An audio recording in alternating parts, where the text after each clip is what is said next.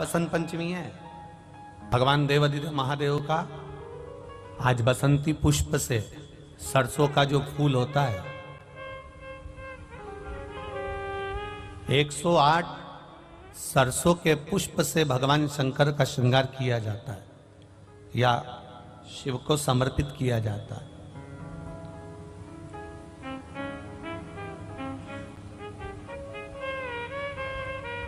अगर डॉक्टर बोल भी देता है कि ऐसा लग रहा है कि कोई बड़ी बीमारी आने वाली है, शरीर में कोई ऐसा रोग आने वाला है कि ये बहुत बड़ा रहेगा, हम उनको हमेशा कहते आए हैं कि प्रयास करना कि बसंत पंचमी के दिन सरसों के फूल 108 शंकर भगवान को चढ़ जाएं, उसके बाद जांच करवाना प्रारंभ करो, बड़ी बीमारी नहीं आएगी, बाबा उसको टाल ही देगा। उसका नाम महामृत्युंजय है, उसका नाम ही महामृत्युंजय। और हमने पहले भी बैतूल की कथा में कहा था कि सरसों का जो पुष्प होता है, कोई आप कार्य करने के लिए जा रहे हो, कोई ठेकेदारी करने के लिए जा रहे हो, उसमें भी सरसों का पुष्प देवाधिदेव महादेव के लिए बहुत प्रबल होता है, बहुत प्रबल। पंचमी के दिन जो बच्चा पढ़ने में कमजोर होता है उसके हाथ से सरसों के 31 फूल शंकर जी को चढ़ा दिए जाते हैं तो बच्चा पढ़ने में अव्वल निकल जाता है। उसके बच्चे को कभी नहीं कह सकते कि पढ़ने बैठ, वो खुद बैठेगा। और बाकी के सरसों के फूल आपको मालूम है कि रोग मुक्ति के लिए तो होते ही हैं, ये तो आपको पहले भी वर्णन किया महाराज कि जब कोई एकदम रोग आ जाए और डॉक्टर एकदम बोल दे कि ये रोग भारी आ गया है और इसकी जांचें जाएंगी और फिर ये कुछ भी हो सकता है, तो क्या करा जाता था कि 108 सरसों के फूल लाकर तुरंत शंकर भगवान को चढ़ाए जाते थे महाराज। तो चढ़ाने के बाद में रिपोर्ट अच्छी आती है। ऐसा नियम है, कहीं ठेका कोई ठेकेदारी करते हैं ना, जो ठेका भरते हैं कि भाई मेरा टेंडर आना चाहिए, मेरा ये काम होना चाहिए, मेरी मल्टी बनना चाहिए, या मेरा ये काम के लिए जा रहा हूं, ये काम फतेह होना चाहिए, उसके सबके हाथ पैर जोड़ने से अच्छा एक काम करो, बस 108 सरसों के फूल उठाओ, शंकर जी का उद्धतेश्वर महादेव का नाम लिखो और छोड़ दो, शिव जी के ऊपर एक एक कर चढ़ा दो, वो ठेका तुम्हें ही मिलेगा, वो काम तुम्हारे पास ही आए। हम बच्चों से कहना चाहेंगे, छोटे छोटे बच्चों से, आप माता सरस्वती की आराधना करा करो। मेरे बच्चों से निवेदन है, कभी जिंदगी में अगर मौका मिल जाए और सरसों के फूल यदि आपके जीवन में आपको कहीं से प्राप्त हो जाए, सरसों के फूल जानते हो ना, पीला कलर का होता है सरसों का फूल, आप प्रयास करो सरसों का फूल। जिस दिन माता सरस्वती का, मेरी बागेश्वरी का जिस दिन प्रागट्य उत्सव हो बसंत पंचमी का, उस समय पर माता सरस्वती का स्मरण कर कर वो सरसों का फूल आप देवाधिदेव महादेव को चढ़ाइए। जैसे माता सरस्वती को ज्ञान दिया था वैसा मेरा महादेव आपको भी ज्ञान दे। वो सरसों का फूल आप देवाधिदेव महादेव को समर्पित। केवल आज बसंत पंचमी का दिन, एक ही दिन शिव को प्रिय है पुष्प में आंक का पुष्प, जो आंकड़े का पुष्प होता है शंकर को बड़ा प्रिय है। और दूसरे नंबर पर शंकर को प्रिय है शमी का पुष्प, बहुत ध्यान देना महाराज। तीसरे नंबर पर शंकर को प्रिय है महाराज सरसों का पुष्प। सरसों होती है ना, जो राई अपन बोते हैं, सरसों बोते हैं, उसमें पीले कलर का जो पुष्प लगता है। हमारा तो निवेदन रहता है जब तक सरसों आए तो प्रयास करा करो कि सरसों के 108 पुष्प शंकर भगवान पर चढ़ाना प्रारंभ कर दो। महाराज ये पक्का है कि वर्ष भर कोई बड़ी बीमारी आपको घेर नहीं सकती अगर सरसों के फूल शिव को चढ़ रहे हैं तो।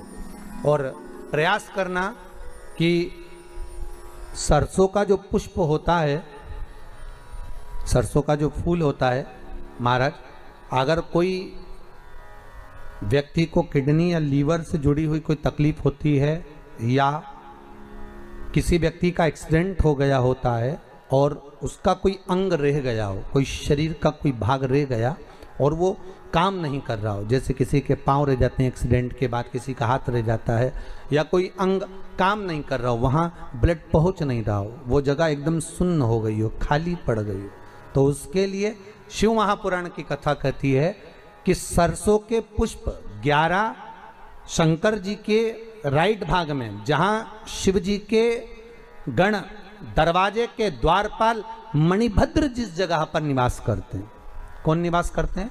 मणिभद्र। शंकर जी के दरवाजे के द्वारपाल हैं मणिभद्र जी। तो मणिभद्र दरवाजे के द्वारपाल में राइट भाग में मणिभद्र जी विराजते हैं। मतलब राइट भाग कौन सा हुआ? जब आप मंदिर से बाहर निकलेंगे तो राइट भाग, मंदिर में प्रवेश करेंगे जब राइट नहीं होना चाहिए, आप मंदिर से जब जाएं तो राइट भाग। मतलब आप मंदिर से राइट से जाएंगे तो शंकर जी का भी राइट हो जाएगा, क्योंकि शिव जी ऐसे बैठे हैं तो शंकर जी का भी राइट हो गया, देवता उनका भी राइट हो गया। तो राइट भाग सीधा हाथ मणिभद्र जी का स्थान। 11 सरसों के पुष्प मणिभद्र के उस द्वार पर आप रख दीजिए, और मणिभद्र के द्वार पर रखकर अंदर जाकर 108 वापिस जब आप बाहर निकल रहे हैं, ये पुष्प आप रखने के बाद एक बार बाहर जाएंगे, फिर वापिस आएंगे मणिभद्र के रखने के बाद, और अंदर जाकर 108 सरसों के पुष्प शंकर को समर्पित करेंगे महाराज। उस सरसों के पुष्प जो शिव जी को आप समर्पित कर रहे हैं उसको वापिस लेकर आएंगे, श्री शिवाय नमस्तुभ्यम बोलकर उस सरसों के पुष्प को महाराज सरसों के तेल की बोतल में उसको डाल लीजिए। शंकर भगवान को किसी भी प्रदोष में, शाम के समय प्रदोष काल में उस तेल को वापस ले जाकर चढ़ा दीजिए शिव जी को, उसको वापस लेकर आ जाइए। उस तेल का प्रयोग आप नाभि में डालिए, और जो शरीर काम नहीं कर रहा उस स्थान पर कम से कम 15 दिन 20 दिन तक उसकी मालिश करना प्रारंभ करिए।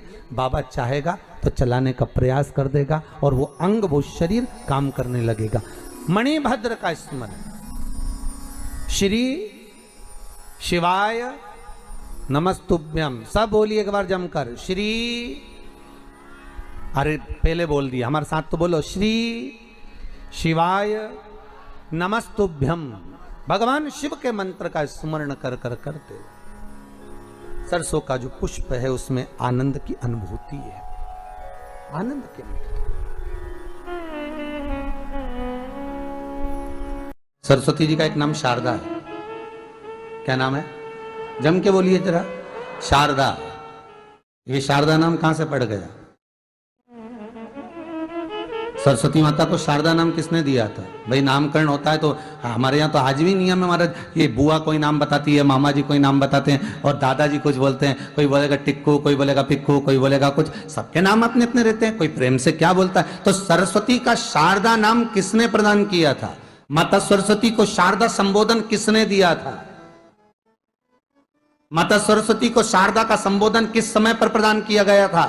जिस समय पर शंकर और पार्वती भ्रमण पर निकल रहे थे और भगवान ब्रह्मदेव सरस्वती को ढूंढ रहे थे, और माता सरस्वती को ढूंढते हुए ब्रह्मा जब भगवान शंकर की साक्षी में पहुंचे हैं, तब भगवान शंकर से ब्रह्मदेव ने कहा, आप कहीं सरस्वती को देखें तो मुझे भेजिएगा, मेरे पास में भेजिएगा। शंकर भगवान ने उसी समय पार्वती से कहा, पार्वती, जैसे एक स्त्री जो पतिव्रता धर्म का पालन करने वाली है, एक नारी पतिव्रता धर्म का पालन करने वाली होती है, पति को परमेश्वर मानने वाली होती है, पति के चरणों का रसतत्व ग्रहण करने वाली होती है, तो वो पर पुरुष का स्मरण नहीं करती। उसी तरह एक पति जो अपनी अर्धांगिनी के साथ में रहे और अर्धांगिनी के साथ चले, तो पर नारी का स्मरण नहीं होना चाहिए। तो एक काम करो पार्वती, तुम उस सरस्वती को बुलाना प्रारंभ करो। अब पार्वती जी ने कहा, सरस्वती तो मेरी बहन जैसी है, सरस्वती तो मेरी सखी जैसी है, अब मैं उसको अगर बुलाऊं, आवाज दूं, अच्छा नहीं लगेगा। तो माता पार्वती जब ढूंढते ढूंढते ढूंढते ढूंढते शंकर भगवान के साथ में भ्रमण करती करती पहुंची, तो क्या देखती हैं माता पार्वती कि एक सरोवर के पास में माता सरस्वती बैठकर सरोवर में अपना मुखाग्रविंद देख रही थी। श्वेत वस्त्र था मेरा माँ का, और बड़ी सुंदर गले में माला पहन रखी थी माता सरस्वती ने, और एक सरोवर में माता सरस्वती अपने मुख को जब निहार रही हैं, उस दर्पण के भाव में अपने प्रतिबिंब को देख रही हैं, तब उस समय पर माता पार्वती ने कहा, शारदा, सरस्वती को लगा कि मेरा संबोधन ये किसने कहा, पलट कर देखा। सरस्वती ने कहा, पार्वती तुम? हाँ, मैंने तेरा जो दर्पण में प्रतिबिंब देखा है, तेरा स्वरूप देखा, पर तू इतनी सुंदर है, इतनी सुंदर है, पर तेरा जल में जो स्वरूप देखा ना, वो नीला दिखाई दिया, थोड़ा सा श्याम दिखाई दिया, इसलिए मैंने तुझे शारदा कह दिया। आज भी हमारे मध्य प्रदेश के कटनी और सतना के बीच में मैहर में आज भी शारदा भवानी विराजमान है।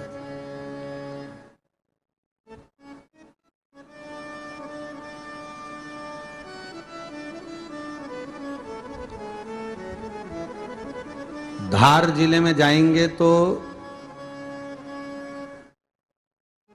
बाग क्षेत्र में मां बागेश्वरी, मां शारदा आज भी विराजमान। कहा सरस्वती जी पूछी, पार्वती तुमने मेरे को शारदा क्यों कहा? क्योंकि तेरा जो प्रतिबिंब था वो श्याम नजर आ रहा था मुझे।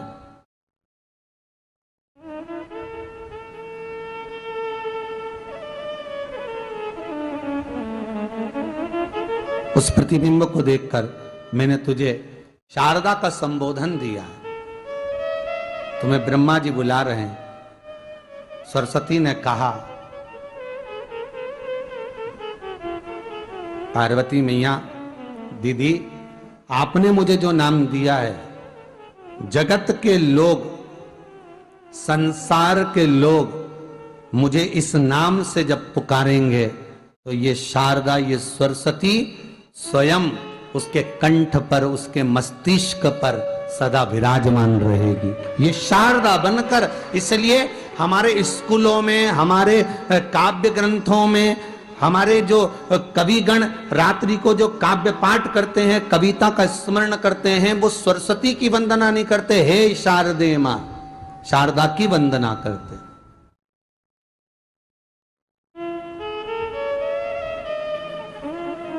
कभी आपसे कोई पूछ ले कि शारदा नाम पार्वती सरस्वती का कब पड़ा, तो आप बता सकते हैं कि ये माता शारदा नाम कोई सहज नहीं है। मां ढूंढने के लिए जब निकली, ब्रह्मदेव के कहने पर भगवान शिव के साथ भ्रमण करती। नाम का उच्चारण कोई सहज नहीं होता। कोई देखता होगा, दादाजी ने अगर किसी का नाम कुछ रखा है तो कुछ सोच के रखा होगा, पिताजी ने अगर कुछ रखा है तो उसके मन में कुछ आया होगा तो रखा होगा, मम्मी ने अगर कोई नाम रखा है तो उसने कोई विचार कर कर रखा होगा। कोई नाम अगर किसी का रखा जाता है तो उसके अनुकूल रखा जाता है कि हो सकता है कि वो नाम की क्या उसके मन में चल रहा होगा।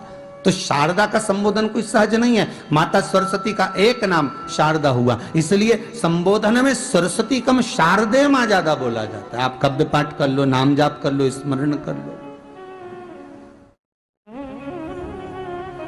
विश्वनाथ को कुछ नहीं चाहिए, मेरे शंकर को चाहिए क्या?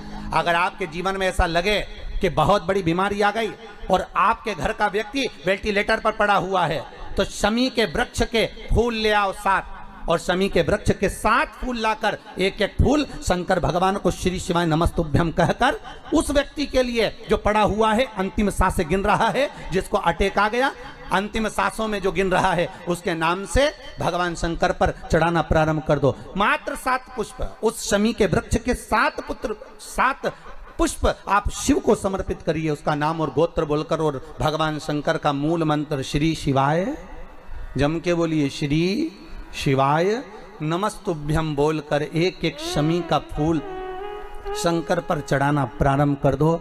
फिर आगे वो विश्वनाथ की मर्जी है, वो प्राण कैसे लेकर वापस आता है, उस काल से छुड़ाकर महाकाल कैसे लाता है, ये वो जाने। आपका फर्ज केवल आप अदा करिए। जब अंत में डॉक्टर भी हार जाते हैं, जब अंत में डॉक्टर भी कह देते हैं कि अब हमारे बस का नहीं है, अब तो उस परमात्मा के हाथ में, मतलब डॉक्टर को भी मालूम है कि एक और डॉक्टर बैठा हुआ है, एक डॉक्टर और है, वो बस वो थोड़ा सा दूर तो रहता है पर करीब भी बहुत है। कई लोग कहते हैं गुरुजी वो कैलाश पर रहता है बहुत, तो उनको बुलाएंगे तो आएंगे। हमने कहा कैलाश पर तो रहता ही नहीं है, जहाँ भक्त है वहाँ भगवान, वो दूर तो रहता ही नहीं। आप तो बस केवल उसको बुलाने का प्रयास करिए, आप दिल से बस उसको हाजिर, वो दिल से बुलाओ तो उसको।